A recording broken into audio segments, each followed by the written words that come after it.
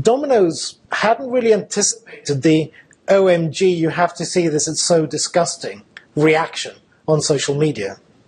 They had completely underestimated the power of anger and disgust to fuel social sharing. They did the usual thing, they put out a press release, they tried to identify it, they thought they'd handled it.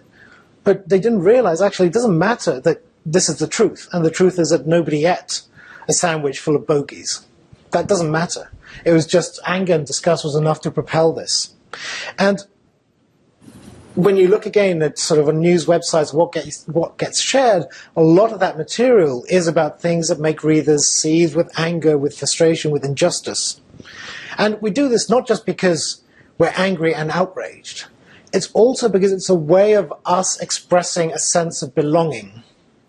By uniting in outrage, what we're doing is we're strengthening our social bonds. We're saying this is socially unacceptable. It's a communal expression of what we find acceptable and what we don't.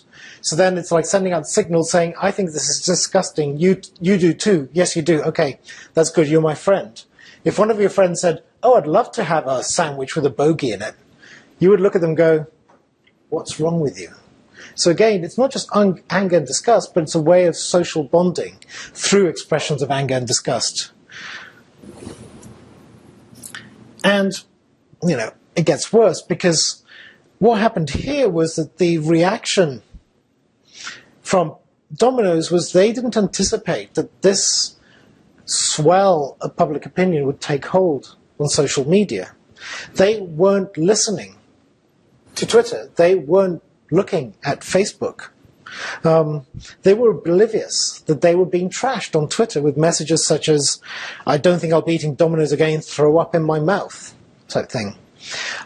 Because their response was very traditional. We'll send out a press release, we'll try to identify it, we'll say no story here, move along, we'll speak to journalists.